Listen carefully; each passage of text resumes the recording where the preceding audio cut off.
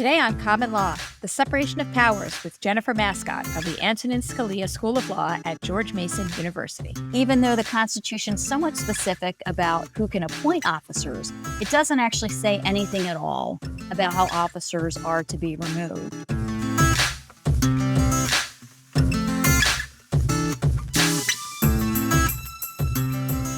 Welcome back to Common Law, a podcast of the University of Virginia School of Law. I'm Risa Goluboff, the Dean. In today's episode, we are welcoming back Professor John Harrison, who can teach just about every law school subject. He came to UVA after serving in the Justice Department and has also been a counselor on international law in the State Department's Office of the Legal Advisor. He is a prolific and prominent scholar with a special love for legal history and for how different branches of the government relate to one another. John, thanks so much for returning for round 3. Thank you, Risa. It's good to be doing another. I understand that our guest today shares your love for administrative law issues, so tell us more. Yes, that's right. We're going to be talking to Professor Jennifer Mascott, who is an assistant professor at the Antonin Scalia Law School at George Mason University. Jennifer is already an important figure in administrative law and constitutional structure. She is co-executive director at George Mason of the C. Boyden Gray Center for the Study of the Administrative State. She's currently a public member of the Administrative Conference of the United States, a federal government agency that makes proposals for administrative law policy. And she's the vice chair of the Constitutional Law and Separation of Powers Committee of the American Bar Association's Administrative Law and Regulatory Practice Group. That's an extremely active group within the ABA, so Jennifer's leadership role there makes her an important figure. She has recently served, as I did a long time ago, as a Deputy Assistant Attorney General in the Office of Legal Counsel. Well, she is quite accomplished, and she's going to talk to us today about the court's recent cases on separation of powers in connection with presidential appointments and removals. Clearly an exciting and timely topic. And in fact, I had the pleasure of meeting Jennifer during the confirmation hearings before the Senate Judiciary Committee for now Justice Ketanji Brown Jackson. So we will be right back with Jennifer Mascott.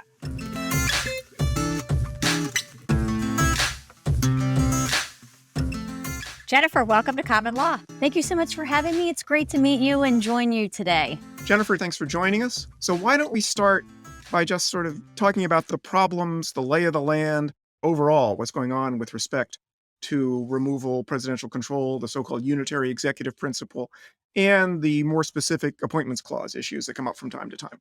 Questions about the extent of the president's removal power have, I think, become even more pressing in recent years because the Supreme Court has been much more willing to take on more cases, litigants bringing challenges who are disaffected with various decisions and actions being taken by administrative agencies, and therefore are bringing challenges to the constitutionality of the way in which the agencies are structured. And I think over the past, couple of decades, as agencies have received more power or more unique structures of agencies have been enacted by Congress through the Consumer Finance Protection Agency and others, it's given an opportunity for litigants to challenge those new arrangements. And so in the October term 2020-21, the court heard a case dealing with the president's appointment authority as well as the president's removal authority.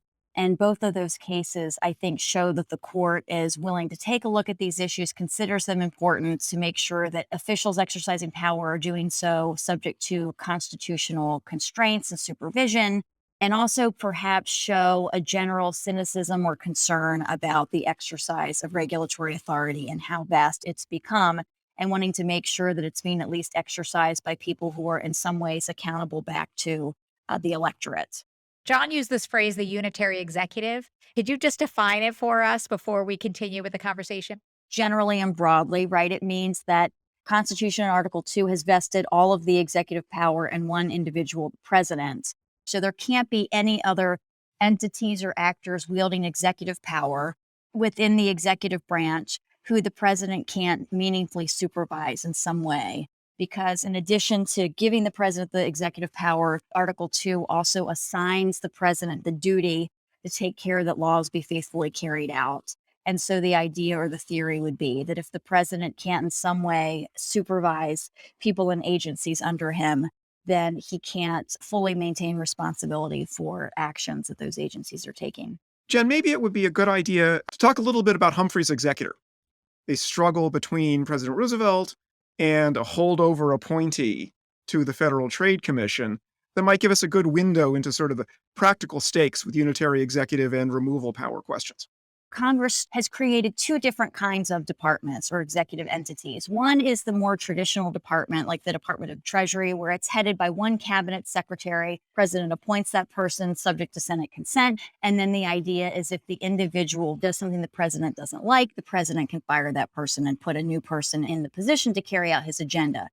So that category would include the departments of transportation, education, labor, et cetera. Basically, any department headed by a member of the president's cabinet. Correct. That's right. There has also been a different type of entity put into place, commissions. And the idea with some of these commissions, whether it be the Securities and Exchange Commission or the FTC, was that if the commissioners together have to reach joint decisions, there's a certain measure of accountability and teamwork that happens within the commission itself.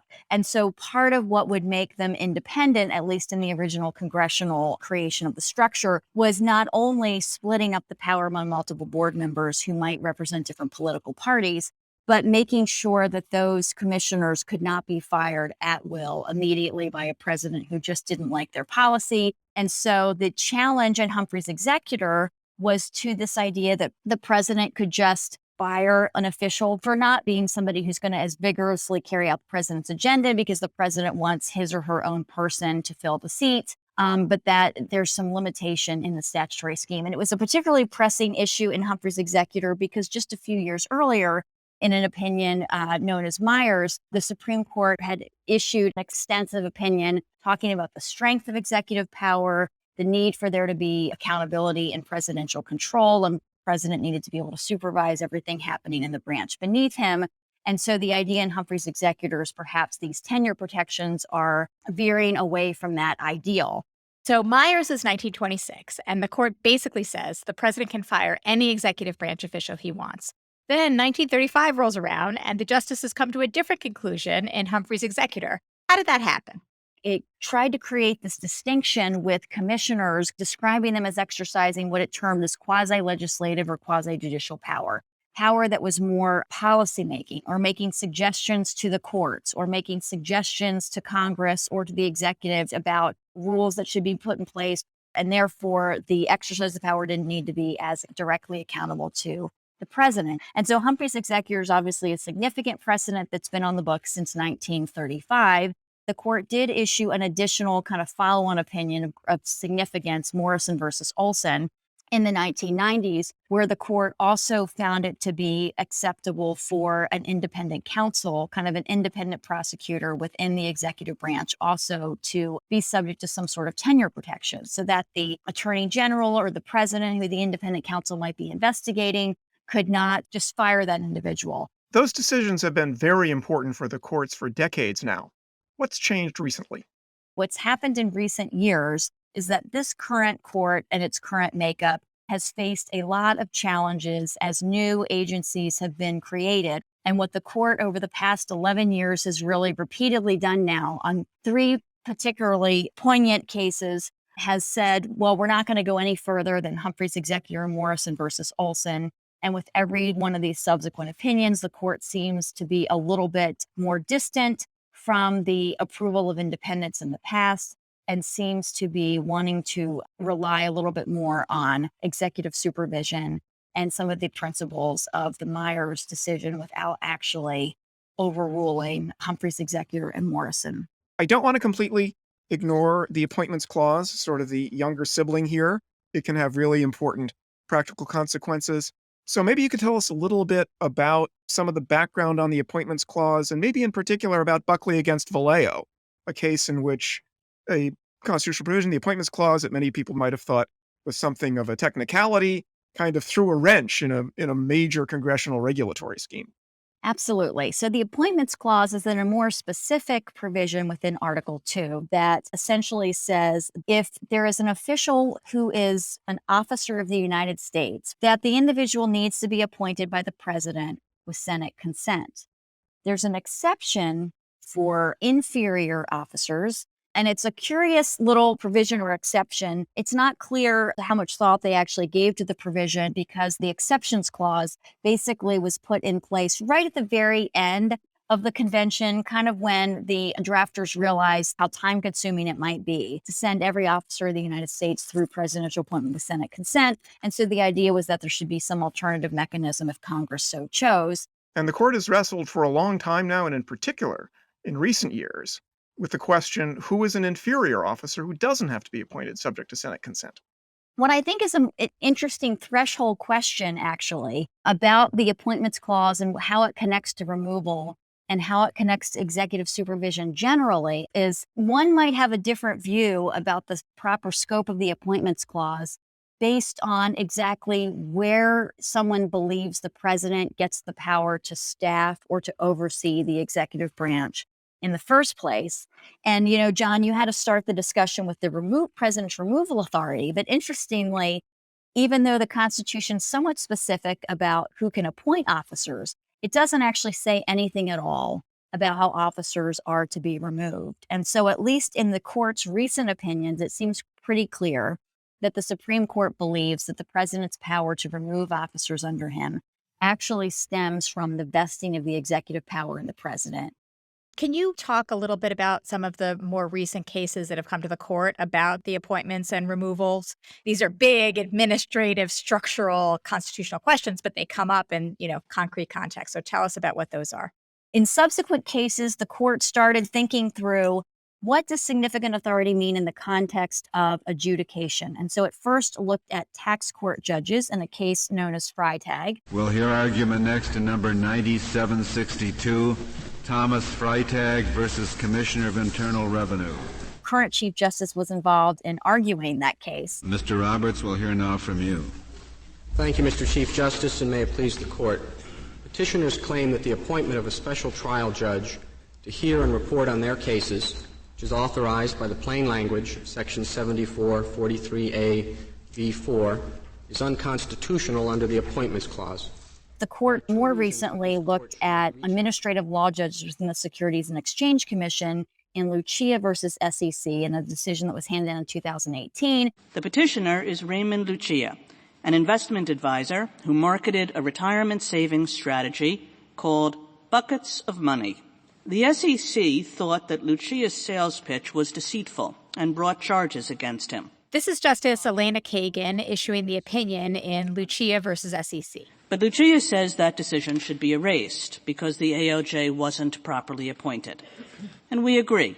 If you take those two cases together, the court didn't say that only people exercising this level of adjudicative authority are officers, but that surely if you are presiding over something that looks like a trial within an agency, and you can take evidence and you can issue at least initial decisions that are going to be imposing significant penalties on regulated parties and deciding what laws mean.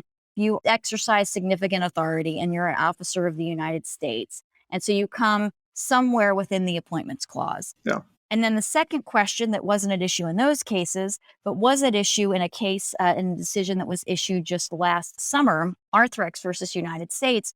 The question is, if somebody's an officer of the United States, how do we know when they're an inferior officer who can be appointed by the department head, like the SEC commissioners? As opposed to having to be appointed by the president with the advice and consent of the Senate. Right. And so the court has essentially settled on this line that it all comes down to supervision. And if you're adequately supervised, then you can be an inferior officer. And if you're not, then you're a principal officer. And it's a curious debate because the Constitution doesn't use this phrase principal officer in the Appointments Clause. It refers to principal officers just one time when it says the president can get the advice of the principal officer of every department. So what happened in Arthrex? That was about the Patent and Trademark Office, right? And what was going on there? The Patent and Trademark Office was allowed to not only have an adjudicative body that would grant patents, but would also make decisions being able to strip inventors of patents if there was a conclusion that a patent had been improperly granted. And so you didn't necessarily have to go to the Article III judiciary and get an impartial body to strip your patent. It could happen right within the Patent Office itself. So that increased the pressure a lot on, are the administrative patent judges exercising too much authority? Have they been constitutionally appointed? Because even though there's a director of the patent office who's treated as a non-inferior officer and appointed by the president with Senate consent, the director did not have complete supervisory authority to be able to reverse these decisions, stripping inventors of patents. And so the Federal Circuit actually first concluded that the administrative patent judges were not subject to enough supervision to have their mode of appointment be constitutional. Right, because they're selected by the Secretary of Commerce, not by the president with the advice and consent of the Senate. Correct. And to have them be selected by the president with Senate consent would be quite burdensome because there's a large number of them. So there's a lot of sort of institutional and pragmatic considerations and pressure to conclude that these judges do not need to be nominated by the president with Senate consent. And so essentially the court said, to the extent that the statutory scheme is prohibiting the director from reversing a decision that he thinks was wrongly decided, that can any longer be constitutionally enforced against the director. And essentially the statutory scheme needs to be read to see the director as having supervisory authority, the final yay or nay, on any of these administrative patent judge decisions stripping patents. This keeps the administrative patent judges from having the final word for the executive branch. That final decision-making authority was the piece that made them seem to us like non-inferior officers. And so long as we get rid of that piece, we think that the structure can go on as it always has and is constitutional. So it remains to be seen, I think, how broadly the court is going to apply that principle. But what I find interesting about it as a scholar is that even though for years and decades, we've seen the question of executive supervision turning on how easily you can fire someone. Exactly. Yeah. Tell us a little bit about this, because this may be very important coming out of Arthrex. I think it's actually quite significant because if you read the opinion in its full glory, essentially the court is saying we're going to deal with supervision through the vesting power. Exactly. The court clearly and repeatedly clarifies and defines that what these adjudicators are doing is executive. So right there, you have arguably a distinction from what was happening back in Humphreys' executor, where whatever power was being exercised, the court at the time was calling it quasi-legislative or quasi-adjudicative. Here, the court is using language that started appearing in Justice Scalia's concurring opinion in the Freitag case dealing with appointments and tax judges. And the court is clearly here, as I say, again, telling us all that this type of adjudication happening with the executive branch is indeed executive. And because of that, the final decision-making authority has to be subject to the standard vesting of executive power in the president. Since we're talking about presidential control here, we've been talking under the Arthrex and the Appointments Clause, maybe we could move over to Collins and Saylor Law, the other two recent cases, which are more directly about removal and presidential control and do raise some very important practical questions concerning independent agencies. Absolutely. Collins and Saylor Law, we're dealing in both cases with agencies that are seen, quote unquote, as independent. And the court used that phrase, meaning we don't want them to be totally politicized because they were regulating parts of the economy.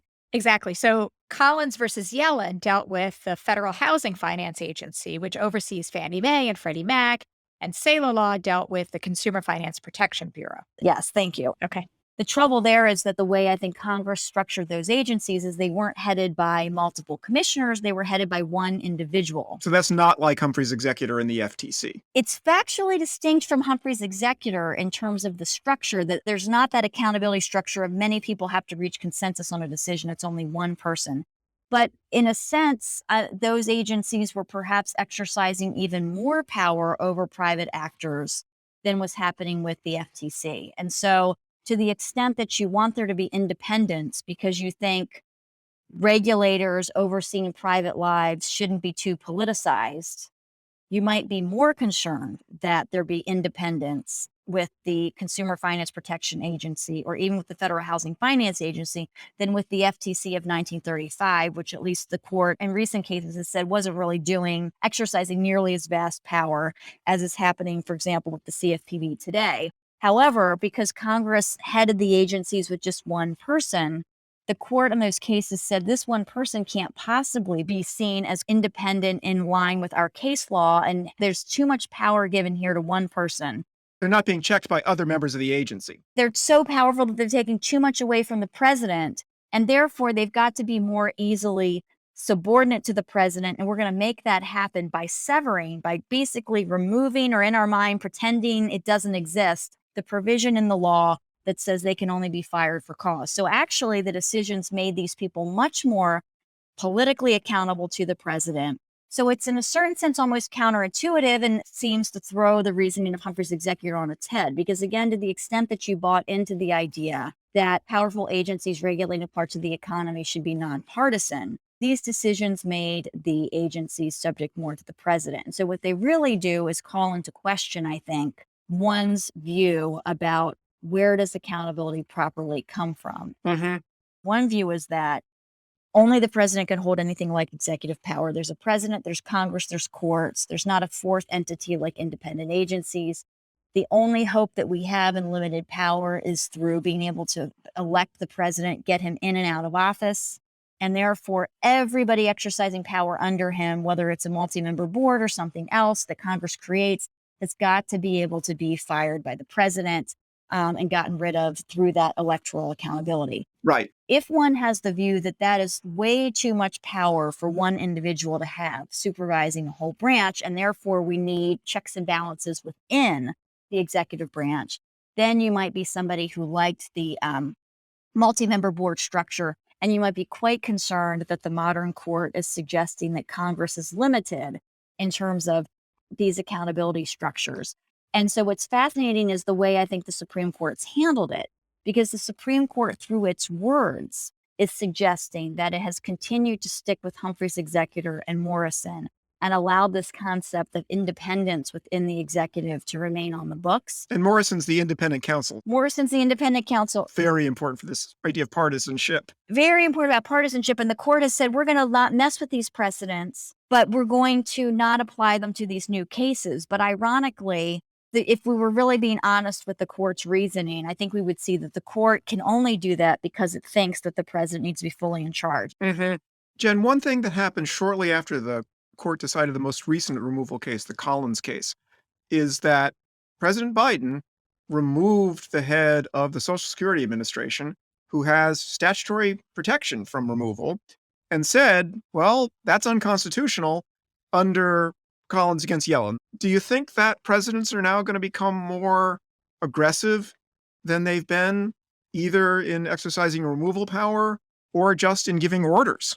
Well, I think it's just going to depend on the philosophy of the particular president. I mean, President Biden, as you point out, definitely decided to apply Collins by making a removal decision with the Social Security Administration. Also, President Biden has been a lot more forward-leaning or aggressive, depending on one's perspective, in even removing members of distinguished boards and other entities, or the Administrative Conference of the United States. And so President Biden's been taking full advantage of that. At the same time, the one other one that hasn't yet been touched is the Office of Special Counsel, which is seen as being related more to ethics issues. So again, would the president want to touch that, or would he see that as the third rail because it's ethically related? Good point. There might not be the same political will to be forward-leaning there. So it may be that President Biden has fired everybody he can fire under Collins.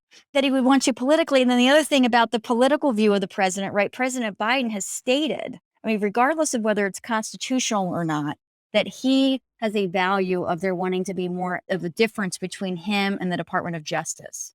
And so regardless of what he can do, he wants to let the Attorney General operate more independently. And so there again, I mean, even if the court would abide by a president directing the exercise of power in the Department of Justice, which is typically thought of as an executive department, and indeed the Attorney General, as we know, can be fired at will by the president, which happened in the last administration. President Biden may just have a view where he wants to follow norms that differ from whatever the most forward-leaning use of executive power would provide.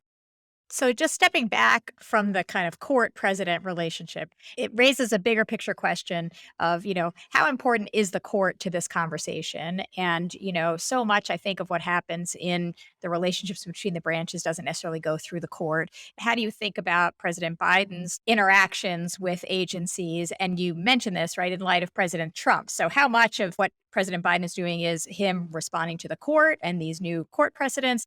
And how much of it is either following in the footsteps of or rejecting what prior presidents have done? I think it's a great question. And I think it might vary based on, what the particular issue is. So I certainly think, there was so much said and done publicly, for example, in the last administration with the news media questioning about what is the role of the Department of Justice and what is President Trump's understanding, that I do certainly think that President Biden has made a greater point of trying to articulate and tell everybody, oh, my view of the relationship with my Department of Justice is going to be X. Yeah.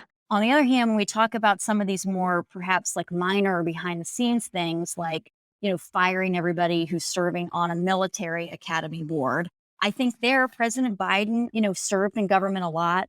He has a lot of advisors who have served in government. And so they recognize where they have power and have just decided that they're going to take a forward-leaning, assertive approach to get as many of the president's people in as they possibly can.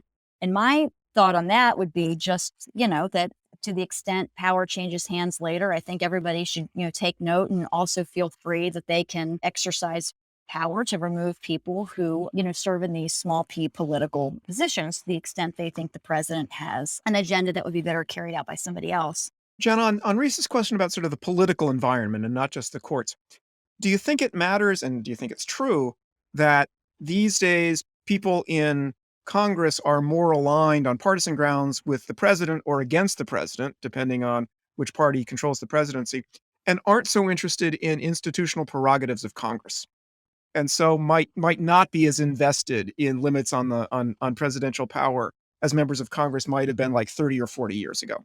Both of you are hitting on a very core critical phenomenon. Regardless of what we think the court should or shouldn't do based on our constitutional view of separation of powers, I am firmly of the view that the branch that has the most authority here is Congress, because Congress was responsible for creating the agencies in the first place. Mm-hmm. It's responsible for creating offices. And so it doesn't matter how active or not litigants are or aren't, the court's not going to be the one responsible for completely bringing about the right alignment of power. Well, thank you so much for talking with us, Jennifer. It's been really interesting. Thanks, Jennifer. This was wonderful, and no better topic than separation of powers. I agree.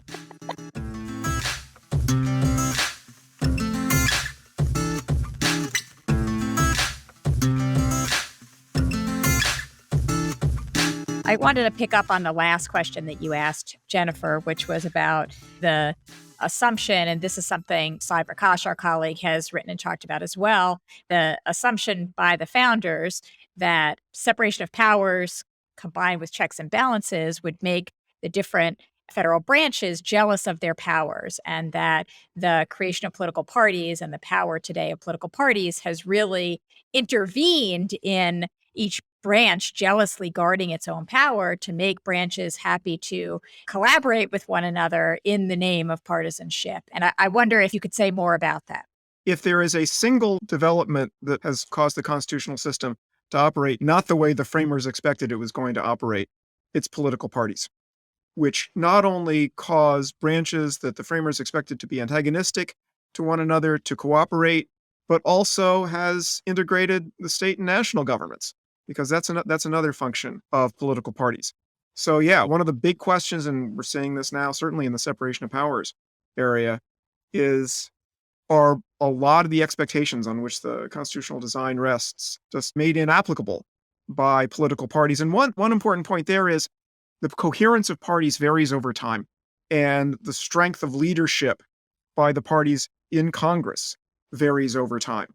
And right now, we have very strong partisanship in Congress and very strong leadership of the parties in Congress. That has not always been true. So I think one of the big questions for American politics and separation of powers in particular is that going to last, or might we go back to an era in which individual members of parties in Congress have their own agendas?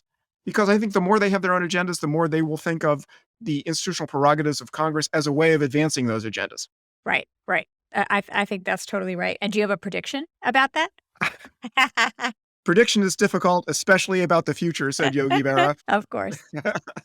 So, John, one thing that we weren't able to get to in talking with Jennifer is really how much overlap is there between the court's opinion in Arthrex, where they're really talking about the appointments clause, and what the court has been doing in the last 10 years, and most recently in Saylor Law and Collins, in thinking about the unitary executive and the vesting clause. Is that the same? Is it very different? How do you think about the relationship between those two lines?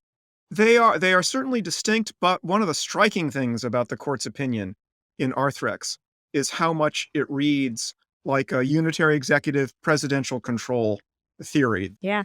One of the really interesting things I think about Arthrex is that because what the court said ultimately is, yes, there has to be control, but it doesn't have to be through removal. It can be through the authority of the director of the office to reverse what the Patent Trial Appellate Board does.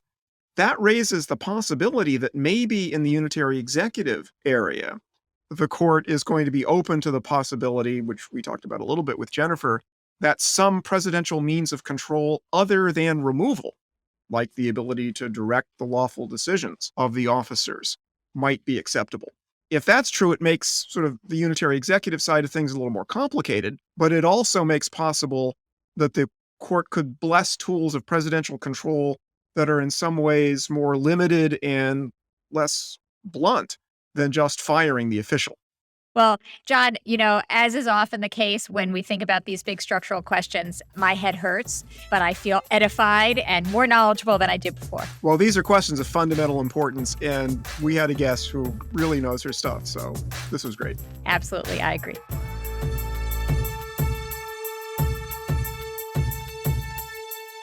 That does it for this episode of Common Law. If you'd like more information on Jennifer Mascott's work on the separation of powers, please visit our website at commonlawpodcast.com. There you'll find all our previous episodes, links to our Twitter feed, and more. And in 2 weeks, co-host Danielle Citron and I will be delving into why privacy matters with Washington University's Neil Richards. Edward Snowden actually put this really well. Saying you don't care about privacy because you have nothing to hide is a bit like saying you don't care about free speech because you have nothing to say. We can't wait to share that with you. I'm Risa Goluboff. And I'm John Harrison. Thanks for listening.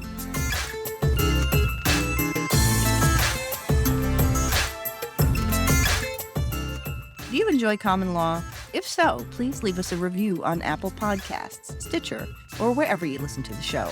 That helps other listeners find us. Common Law is a production of the University of Virginia School of Law and is produced by Emily Richardson Lorente and Mary Wood.